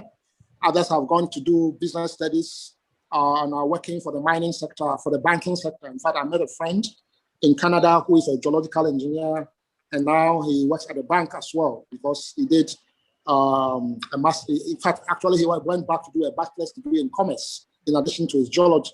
So he's able to diversify from geology to finance and so on and so forth. So diversify as much as you can so that when things hit badly, you can position yourself in other roles. Thank you very much. Thank you, Mr. Henry. Our next question is from Peku Senyo. He's asking if knowledge in business administration has a link to do with minerals economy. Okay, very good question. Mineral economics is economics related to the mining sector. So when I did mineral economics, for instance, I had courses in the economics of commodities. How does gold prices get determined? What is the supply-demand dynamic? So we go through the normal economics, supply, demand, pricing, but it's more related to the mining sector. We also did things like mineral evaluation. If a company wants to take over AngloGold Ashanti Idre mine, how is the value estimated? That's the job of a mineral economist. They will do the evaluation and advise that this project is worth 200 million or 300 million and so on. And then also the business development side. How do we attract investors and so on? So those are broadly the mineral economics area. Business administration is different. I did a master's in mineral economics and I did business administration. Why? Because in business administration, I was learning more about human resources. I was learning more about corporate law. I was learning more about industrial relations, marketing, project management, and so on. So I was moving myself more from the technical side of mining to the business side. And I was able to complement that with the mineral economics. So it got to a stage where I said, I'm not interested in to become a CEO of a mining company. I rather want to work with governments. And I spent a few years working with governments on policy, project execution, and so on and so forth. So there are some synergies in it. There are courses that I did in mineral economics. So when I was doing my business studies, they waived those courses for me. So I didn't have to repeat them. But there are synergies. But in terms of career path, these days, if you're a technical metallurgist or a mining engineer and you want to be a CEO, it's getting to a time, if you don't have business studies, you are going to struggle. Because as the CEO of a mine, you need to understand cash flow. What is the impact of projects on economics? How is the company doing financially? If you don't understand cash flow, then how do you talk to investors? How do you talk to the shareholders? These days, like the publicly listed companies, announcements can affect shares. So they want you to know how to talk to the markets so that you can boost your share price and so on. So this is where business studies becomes very critical. Thank you. Thank you very much, Mr. Henry. The next question is from Mr. Bello. And he's asking, on your talk of diversifying oneself to improve your marketability and employability, I want to know if it is also good or better to diversify myself in the area of my study, like geology, which is broad. I might diversify myself in geochemistry, geophysics, geotechnical, hydrogeology, economic geology, and others. Do you think it's also good to be all round in such fields despite they fall under the bigger umbrella of geology? Thank you. That's a very good question. So as I said, if you're a mining engineer, nothing stops you. In fact, there are people who want to rise through the management level, the technical side. So nothing stops you from doing a master's in mining engineering or geology. But you have to look at the areas. If you're going to do a master's in geology, for instance, you said it very right. You can look at geotechnical, you can look at hydrogeology, geophysics, geochemistry, and all that, depending on your interest. Now, when I say these things, if you don't have interest in business administration, there's no point to diversify and go and do business administration just for the sake of it. Do things that will interest you. Now, if I use my example, I hated mining. I just got in by chance.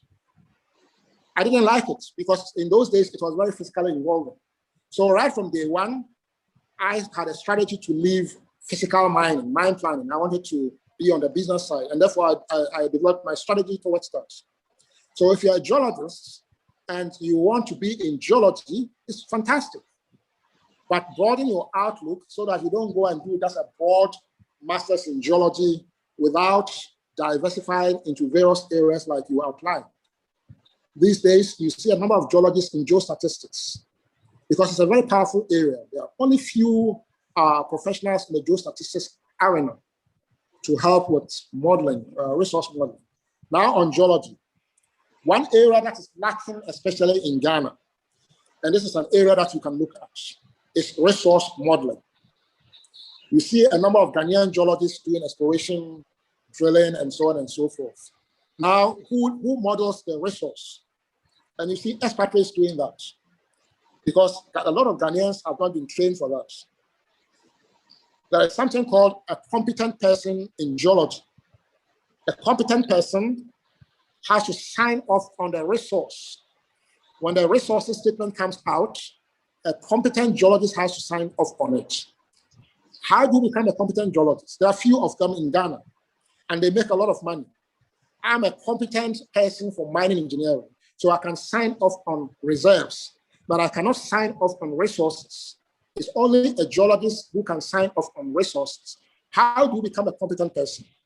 Number one, you have to have a degree like you're having now. Number two, you have to belong to a recognized professional organization. What is a recognized professional organization? OSIMM, the South African Institute of Mining and Metallurgy, the Society of Mining Engineers. If you go to one of the pages in my book, I'll outline all these recognized professional organizations. When I was at UMAT, I talked about WIME. WIME is not a recognized professional organization yet, but I've been talking to the president to make it recognized because they have to go through certain corporate governance and so on. If you join one of these recognized professional organizations, you qualify. So it's your bachelor's degree, admission into one of the to these organizations. And the reason why that is important is the peer review process.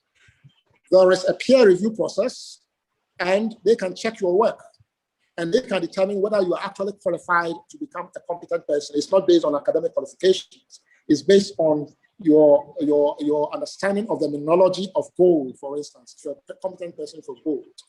And then when you sign off, every public listed company, Newmont, AngloGold Ashanti, Precious, have to disclose their resources at the stock exchange. These resources have to be signed off by a competent geologist.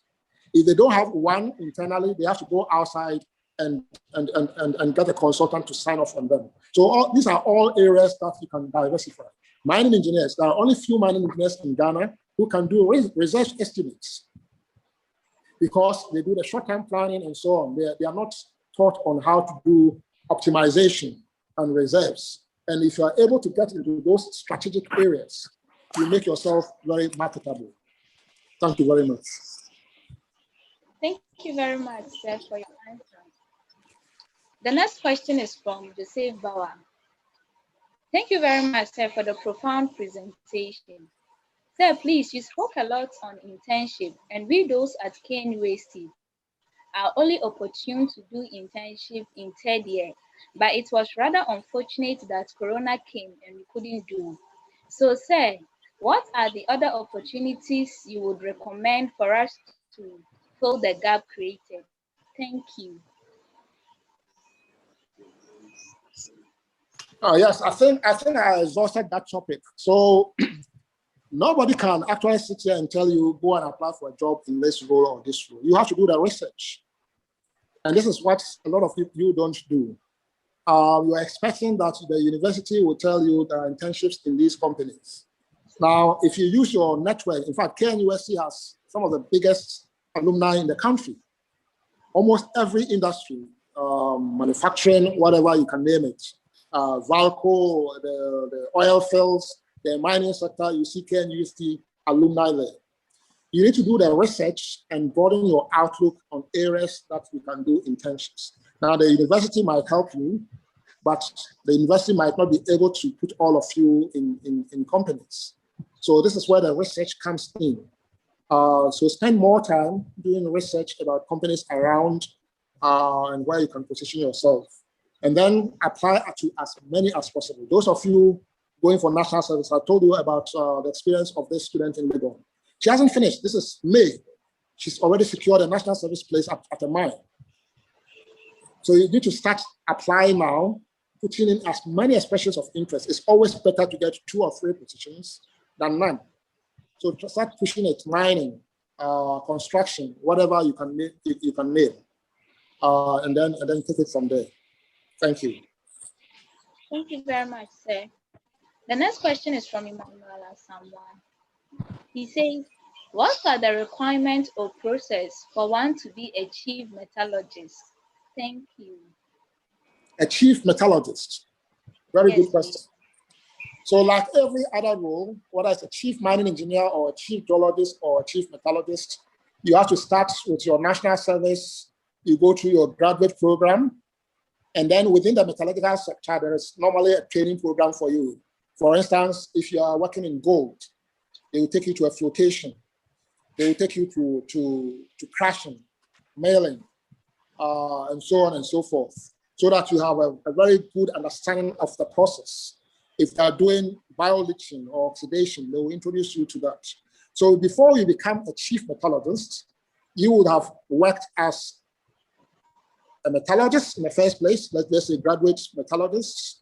You would have worked on shifts, going on morning shift, afternoon shift, night shift, running a shift. You would have worked on contracting, whether you have to subcontract some of the roles to other people, you would have supervised and so on and so forth. So they will slowly build you up. It takes minimum about 5 to 10 years to get to that role, depending on your performance. Some can get to the chief metallurgist role very quickly because of their performance on site. Some of them, it takes a bit longer. So you will have a very broad training program. Now, some of my colleagues don't stay in Ghana. You don't have the luxury of moving around.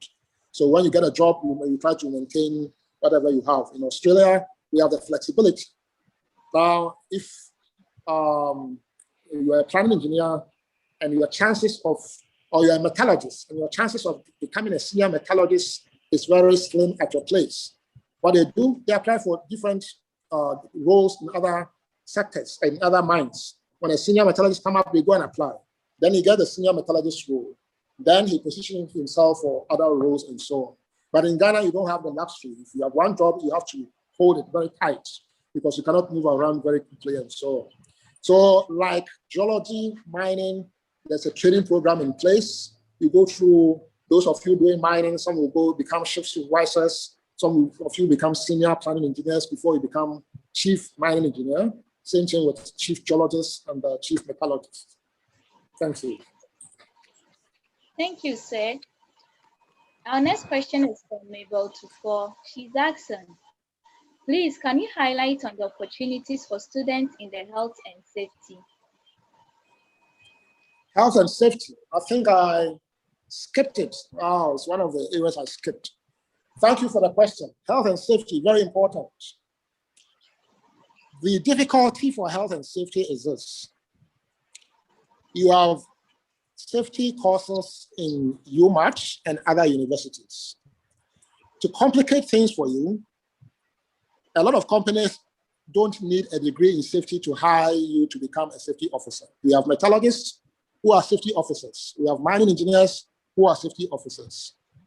We have geologists who are safety officers. So that complicates the whole thing for you. You have competition within the universities, and then you have competition in the industry as well.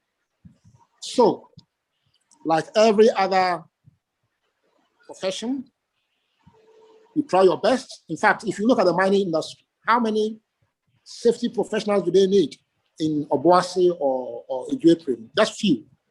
So the competition is very, very intense. And that is why you have a number of the graduates, especially in safety, who are jobless at this stage. They are struggling to find places. So you don't limit yourself to the mining sector. If you get a place in the mines, it's good. But you don't limit yourself in the mining sector. Construction, they need safety engineers. These days, when you are building a new plant or a manufacturing base, you have to do an environmental impact assessment. They need environmental specialists. Now, I'll use my own example. When I was in the United States, I became a reclamation engineer. That job should have gone to somebody with an environmental experience. But I was a mining engineer and I became a reclamation engineer responsible for all these environmental permits. But I was working very closely with the environmental specialists and so on. So you need to broaden your outlook because the competition is very keen for those of you doing environmental and safety and other professions. So broaden your outlook, look at the construction companies, look at the power plants, look at the railway industry, and so on, and then apply to as many companies as possible, including the mining sector. And then so that you increase your chances of getting national service or internship in these areas. And my apologies for forgetting about you. Thank you, sir. Our next question is from Patal Tahiru, and he's asking, please, how difficult is it to start small-scale mining in Ghana? What are your advices? Fantastic question. Small-scale mining has become the topic now. In fact, I've had about 4 calls from the Minerals Commission and other places on this small-scale thing. So a number of initiatives are happening. And it's good you brought this up. There is a difference between Galamsey and small-scale mining. There's the legalized small-scale mining, and there's Galamsey. Galamsey is the acronym for gather, them, and sell. That's how Galamsey came together, gather, them, and sell. And it's the illegal, those who don't go through the process of acquiring the necessary permits. Unfortunately, some of those doing small-scale mining are also not following proper processes. They are they're polluting the waters. And therefore, it is very difficult to differentiate between some of the small-scale miners and the Galamseyers. And therefore, there is this initiative to sanitize the whole industry. And therefore, the Australian government sponsored a number of these small-scale miners into UMAT to study the basics of mining, processing, and so on. Now, recently, a Chinese guy contacted me and he said, I've got a technology. And the technology is to do a centralized plant to eliminate the use of mercury. I have a technology that can process it. So I want to centralize my plant in, let's say, Obuasi, because there are a number of small-scale miners in the area, and so on. So what can you do if you can't get jobs? The mining engineers, the geologists, the processing engineers, and so on. You can form a consortium. You can come together, use your credentials to go to the Minerals Commission and apply for a concession for small scale. The good news is there is a company that is looking into funding exploration and mining for small scale mining. In return, you sell, so for instance, if 4 of you come together and get a concession, and you need $2 million to buy your excavators and pumps and the various equipment. This company provides it for you, but you don't have the cash. So you pay for the $2 million in the form of gold, the gold that you produce. Once that's paid off, the rest belongs to you. The reason is they want to use the gold to do refinery, a refinery project in Ghana, which is good for those of you doing metallurgy and so on. So it's a syndicate that helps with funding, helps you with artificial intelligence. In fact, they were telling me they will give you tablets where you can punch in your production schedules and all that and so on, and it feeds into a computer system and all that. So they're going to help you with all these things. So I think there was a press release very recently on this initiative. I don't know where it's pushing into, but in addition to that, just this afternoon, I had lunch with Juliet, who is the head of mining and metals at Stanbic.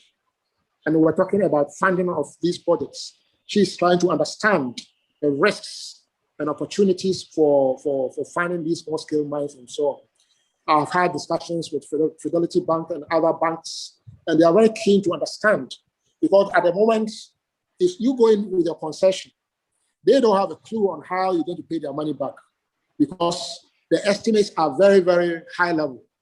They want a competent geologist to say, look, this estimate that we have 5 million ounces of gold is correct, or 200,000 is correct. Then they can use that to give you the funding. So if you have the skills and you can demonstrate that you've done enough sampling, prospecting, and you put it all together in a business plan, then you can contact some of us I'll give you some links, and then they can hold your hand into how to secure funding for your small-scale mines, and then you can actually create jobs for some of your colleagues. So this is a very, very good point. So your first call is the Minerals Commission. What sort of concessions are available? Or you go and team up with those who already have concessions but are struggling to execute. They don't have the geological experience and the mining experience and so on. And then you can team up with them and execute these projects. Very good question. Thank you very much. Thank you, sir, for the response. Our next question is from Solomon Ansa. He's asking how you came back into the mining industry after the mineral economics program. And if an individual develops the skill of commodity trading, then how is it helping the industry? Because I learned commodity traders are not inside the mine, but they are found at Wall Street and other financial institutions. So how is the commodity trading integrated in the mining industry? That is, how do a commodity trader applies for job in the mining industry? Thank you. Okay, very good question too. So a number of these commodity traders are finance people. They do finance and marketing and all that, and they learn the trade. But in recent times, we have a number of geologists, metallurgists, mineral processing, mining engineers also becoming commodity traders. They go and do mineral economics, and they move into commodity trading. Now, it became a very lucrative industry because of commissions that you're receiving and so on and so forth. So it's one area that you can look into, but it's a very sophisticated industry. It's not pure mineral economics. It's also finance, risks, and a whole number of parameters that go into it. And there are institutions that actually train people for these areas in commodity trading. So the mineral economics can help. In my example, when I finished the mineral economics, I moved back into mining because I didn't have experience in mineral economics. So I joined BHP as a mining engineer. They transferred me from the United States to Australia, all working in mining, until I saw a vacancy in mineral economics within BHP. When I applied, they told me I don't have the experience. That's when I had to strategize and move out of BHP. So when some people ask me, why did you move from the largest mining company in the world to a small boutique mineral economics company? That was the reason. Because by moving into AME mineral economics, I was able to capture the skills in mineral economics and some of these trading initiatives and all that and so on. And then I did business studies to complement that, and then moved into policies and the business aspect of mining and so on. So commodity trading is good, and there are specialized training programs for it outside of the mineral economics and all that specialized areas where you can get your training as well. Thank you. Thank you very much, sir.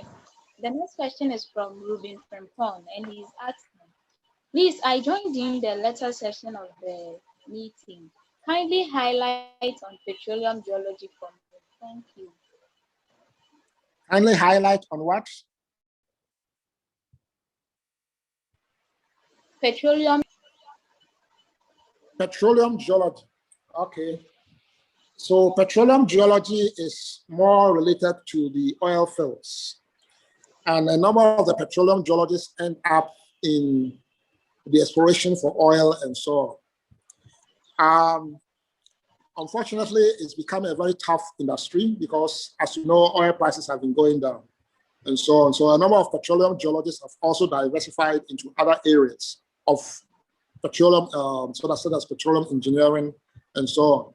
So what I've seen a number of petroleum geologists do is, especially for companies like Schlumberger and so on, some of them will move into various areas to diversify, learn the skills and so on, so that when the geology side is not there, they can also do other aspects of oil and gas. A number of them got experience, and now they've moved into the corporate offices to do the high-level designs, drawing the programs, exploration programs, also participation in acquisitions of oil fields tendering for oil blocks and so on. So there's a whole diverse group for petroleum geologists as well. Thank you. Thank you very much. Frank Techi has raised his hand. He wants to ask a question. So Frank, kindly unmute yourself and ask your question. Okay, thank you very much, Madam Moderator. Even though my hand has been up for a while now, thank you for the opportunity. So thank you very much for the eye-opening presentation. I have two questions. I'm Frank Techi, second year mineral processing UMAT. I have two questions. The first is in relation to your book, and the second is a general question. So undoubtedly, you've traveled a lot of countries during your career, spanning the US, Australia, Sultanate of Oman, and some other countries. And I think you spent 10 years in the Sultanate of Oman. So you highlighted on how hospitable they were, the rate of hospitality during your stay there in the country. But from what we see in the news, sometimes we see some form of political instability, mostly in the Arabian Peninsula and the Middle East. And as you know, mining has some relations with the geopolitics and stuff. So the first question is, how are you going to advise us as students and as graduates if some of us have the vision of traveling to some of these Arabian countries just because of how the security issues are there? And the second question I have is with financing in Ghana here, as we know, it's difficult to get financing if you really want to be an entrepreneur in the mining sector. There's a research that I did, and I saw that in Australia, there is a company that started 15 years ago, Atlas Iron, in the Pilbara region in Australia. And it's a startup company that got financing from the states where they are based. But as you know, in Ghana here, financing is very difficult. So what advice are you going to give to some of us or some students who are really willing to do some or get some entrepreneurship after school? Some advice that you would give, sir. Thank you. Okay, very good question. So I'll address the first one on security. I find it sometimes very frustrating and disappointing that we don't do research. I'll use my own example. When I got a call to the Sultanate of Oman, I've never heard of Oman. That was the first time, even though I had a classmate who worked in Saudi Arabia. I never did a research to find out what was happening in the Middle East. In fact, I've traveled to so many countries except the Middle East. When I'm coming to Ghana, I was stopping in Dubai on transit, never even went into Dubai, and then straight to Ghana. So when I got a call that a government in the Sultanate of Oman, the first thing is I Googled it and I said, oh no, I can't speak Arabic. So what am I going to do in an Arabic country? So I called the agent and I said, you called the wrong person. I'm not a Muslim, or I can't speak Arabic. He said, no. They speak English in the offices. I declined the offer. 3 days, I got a call. They've issued you a free ticket to come and have a look. Because they were desperate for a mineral economist with a mining engineering background to help them with policy. And that 3 days ended up being about 8 years. And then I left and they called me back for some few other years as well. So when I went there, as usual, I did a research. What can I do? What can't I do? Then I realized, what is all this about uncertainty in the Middle East? In my first 3 months, I lost my phone about 4 times. On each occasion, they tracked me down to send my phone back to me. At the bank, I left it there. They tracked me down with my phone. Sometimes I don't lock my door, I forget. And then somebody will knock, oh, your key is behind your door. Very safe. You don't hear about any murders and stealing and armed robberies and so on. On one occasion, I think I said it in my book, we were going to a mine, and then we got lost. So we got to a petrol filling station to ask. This guy forced us to go to his house for lunch and then led us for about 10 kilometers to the mine. Very hospitable and friendly people. Now, if you go to the other side, on the south side, it's Yemen. Yemen is all unstable. So people will associate Yemen to the Sultanate of Oman because it's very close by. So he thinks by taking a job in Oman, he's at risk. But there are borders. The borders are very secured. It's not easy to cross from from Yemen to Oman. So the security aspect is very important. It is very important that when you get these rules, you find out from people working there. Now, somebody in Ghana called me and said he's gotten a role in Saudi Arabia. And he was very nervous. So I linked him up to colleagues working there. Saudi Arabia is a very, very harsh environment when it comes to culture. They have strict rules. Restaurants, males sit here, females sit here. Now, if you go and break those rules, you can be in trouble. Sultanate of Oman, they don't care. It's a very liberalized economy. You can wear your jeans. If you are provided, you are a foreigner. If you're female, you can put on your t-shirt, whatever, and so on. It's only the locals that are mandated to wear the abaya, and even then, some of them who have been trained in the Western world, they wear their jeans and t-shirts. And so that's a liberalized economy. They have their McDonald's, they have movies, they have churches. In fact, when I was there, we used to go to church. Saudi Arabia, you can't go to church. They have shops that sell wines for foreigners. We had a special pass that allows you to buy alcohol and so on, mainly for foreigners. So I had in fact, my first year, when I did my first presentation to the board on a project, one Omani lady came to me and said, don't rent an expensive house and don't buy a car because you will not last in this country for 1 year. And I said, why? And then he said, you are too black and white. Here is diplomacy. Even if the story is negative, you put a spin on it so that it's not too negative. I said, no, I can't do that. So for 2 years, I was still renting a car. Now, when I bought I bought a car for the first time, and he's going to stay in the country. Now he's bought a car because I was very nervous. But it took me time to adjust to the culture, and that's greeting a female is an example. Some females will allow you to shake hands, some don't. So what do? I don't at all until she brings up a hand to shake. So you have to learn all these things.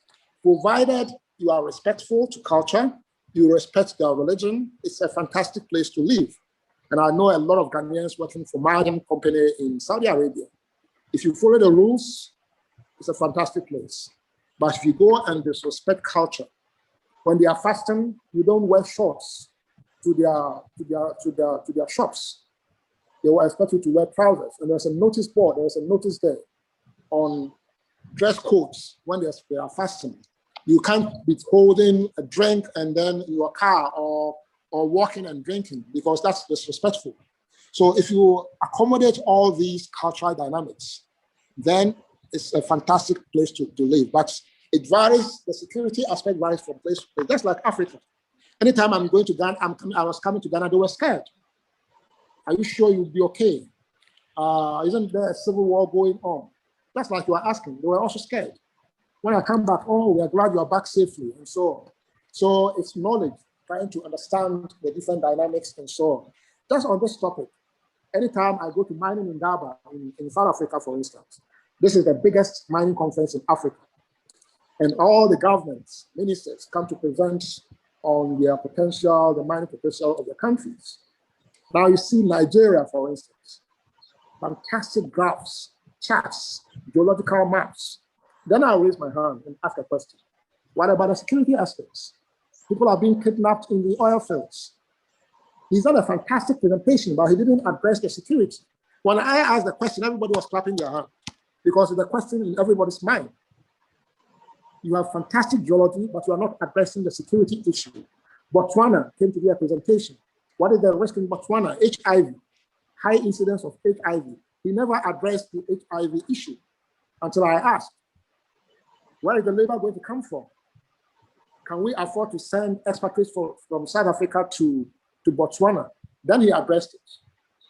So when it came to Ghana, somebody sitting beside me said, don't ask anything on Ghana. Don't embarrass your country. So I never asked any question.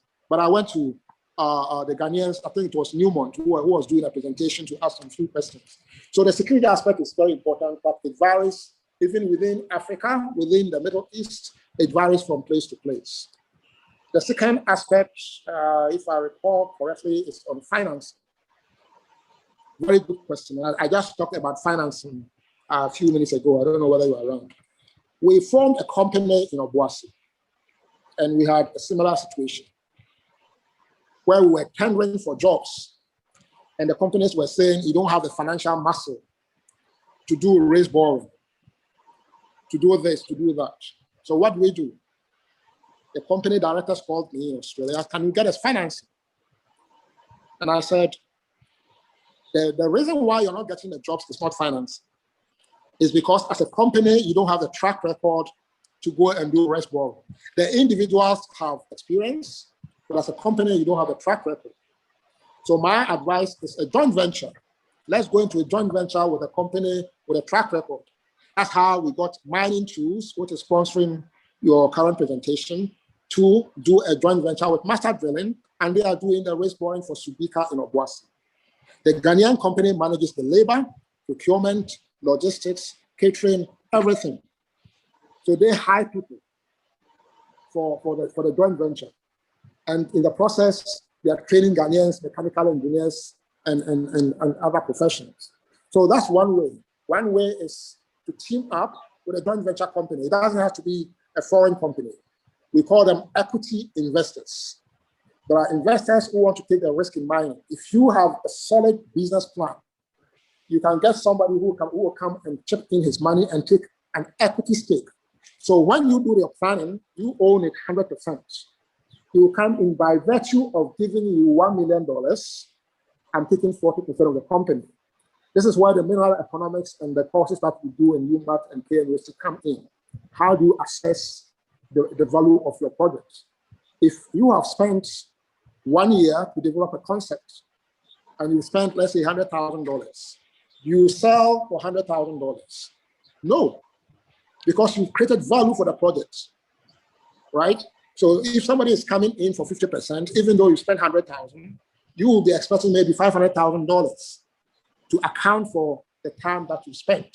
And these are all skills that you have to learn from university and on the job. So there's something called venture capital, equity investors. You don't have to go to a bank for a loan. They'll come up and team up with you and take a stake in the company. When somebody says, I've given you 200,000 and I'm taking 40% of the project, it means when the project is executed and there are profits, he takes 40% of the profit and you take 60%. It's called equity shareholding. I've been having discussions with your vice chancellor at UMAT to come and do high-level presentations, lectures on these aspects so that you understand how these things work. So you don't have to necessarily get money from banks. Now, when I was in Oman, we were constructing an aluminum plant, $2.6 billion. The government said, no, we have the money, but we're not going to provide $2.6 billion. Go out and look for funding.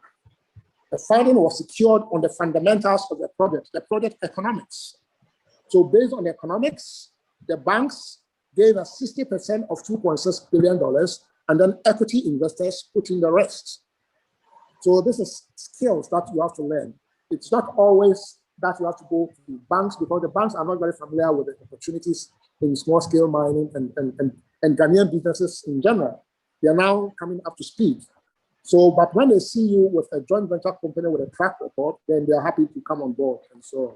So, depending on my schedule, I might be in Takwa or even do a Zoom presentation on these aspects so that you can have a fair appreciation of those concepts. How do you fund the projects? There are various concepts: equity, debt, royalty stream. Somebody will come in and say, I will fund it, but I want you to sell all the gold to me. It's called royalty stream, right? So you got your funding, instead of selling it at the market, you will buy it at the market price, but it allows you to fund your project. So there are various schemes which I'll lecture in the coming weeks. I've had a discussion with one of the lecturers at KNUST. If you give me the go-ahead, I'll provide the same lectures at KNUST as well. Thank you. Thank you very much, Mr. Thank you, sir.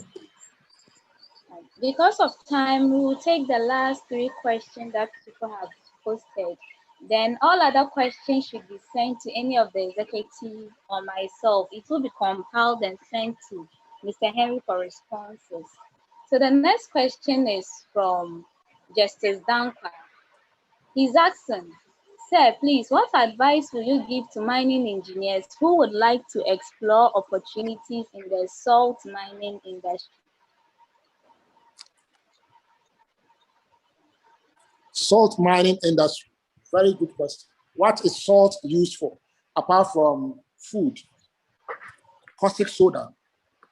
Caustic soda is used in steel applications, in alumina, in a whole lot of industry. So getting into the salt industry requires the same procedures that you go through in mining. You have to get a concession, license, and so on and so forth. I'm not very familiar with the laws in Ghana, but you can check with the Minerals Commission on whether they have different laws for salt. You can have salt from the sea, but you cannot just go into any part of the sea and start developing ponds to do salt and so on and so forth. So something is a research. The person who had the question, I'll get your details, and I'm going to put the pressure on you to do the research and come back to me, and then we can strategize on how you can participate in the salt industry, because it's a very lucrative business where people are not looking at. If you look at the alumina plant that Ghana is going to build, it's going to require a lot of caustic soda, and caustic soda is made from salt. So there are high-level discussions on industrialization on caustic soda. So it's a very good question, but get your details to Abigail, and we will coordinate and then explore how to get into salt mining as a mining engineer. We'll explore it together. Thank you. Thank you very much, sir. The next question is from Ivan Safo, and he's asking, I'm Ivan, third year with the Geological Engineering Department, Kane Racing. On a number of occasions, have come by industry players who talk about some softwares like data mines. Unfortunately, these softwares are not taught in school. A little research on data mines indicates some amount has to be paid before having access. Thinking of becoming a data analyst, what are some of the software you recommend I start with, please? Thank you. I'm very surprised about that question because I know there are software in UMAT. I think UMAT has data mine, CERPAC, and all that. So the person who has the question should check in the mining department. I'm very sure they have a number of software. And then in addition to that, you see, these software are developed by experts. Data mine is a group of mining engineers and geologists. I know because I worked in data mine office in London as a student. So I know the processes that they go through. So they put intellectual property on it. And therefore there are keys. So for UMAT, for instance, if they have the software, they will have a special key to give access to students. And they will be able to track it if UMAT is using it for other purposes. And they can sue, they can take you to court. The mining companies have all these keys, Anglo Gold Ashanti, and so on and so forth. I use data mine. I was the first to use data mine as a mining engineer in Obuasi. And I developed these 3D concepts for mine planning and so on. So I think, I'm very sure, I think recently I was having a discussion with one of you, I don't know whether it was Abigail or somebody, and he told me that, I think it was Abigail, that the software is actually at UMAT. So go and do more research that the software is there. Now, whether it's being taught or not, I don't know, because the lecturers have to have the technical knowledge to be able to teach. And so in many institutions, it's purely used for, apart from at Colorado School of Mines, for instance, apart from the tuition of the basic principles of using the software, we use it in projects for mine planning. And the professors had consultancy work from the industry.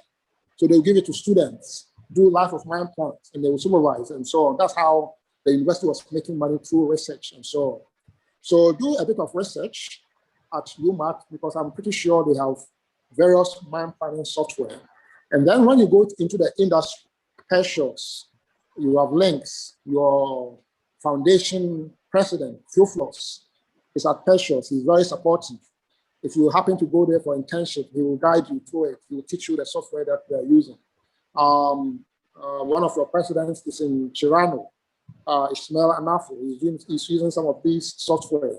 You have colleagues in Anglo Gold Ashanti and Newmont and so on. So even if you don't pick it up, my advice is if it's at UMax, learn the basics, but you will pick it up more when you go into the industry.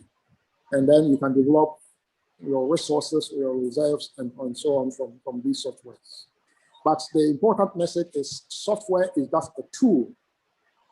You have to have the practical knowledge.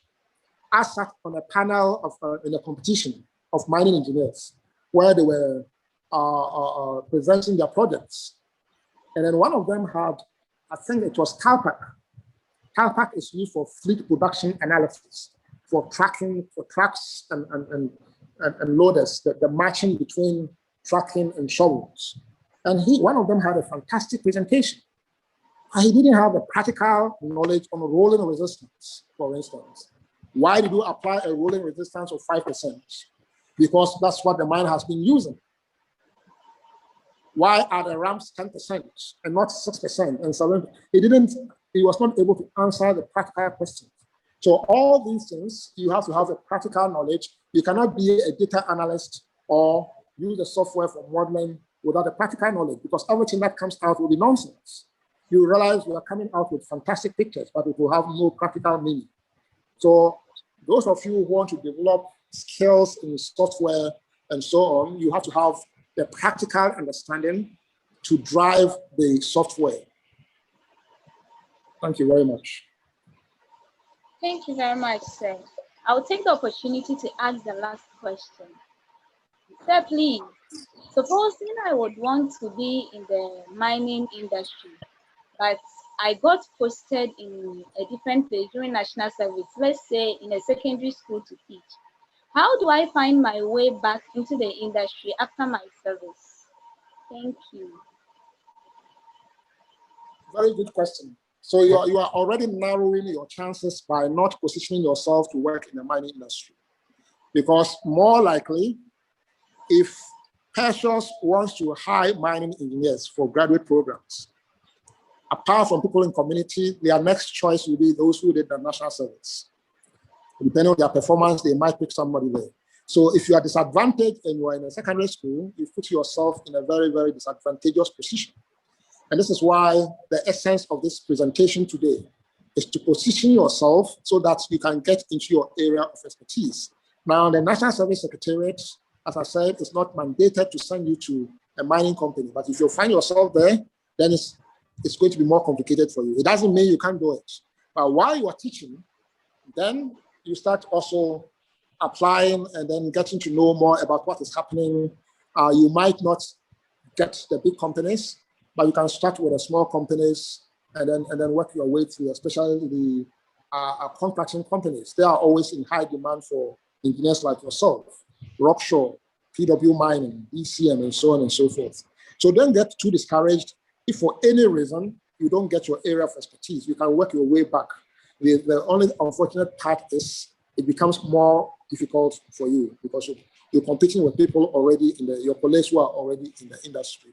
I want to take this opportunity to inform you that those of you who are not other members and are participating will get 50% discount on my book for participation. But your name has to be registered. You have to be on the registered list. And if you're interested, you go through Abigail and you can buy it for 50 cedis rather than 100 cedis. That's for your participation. Thank you very much.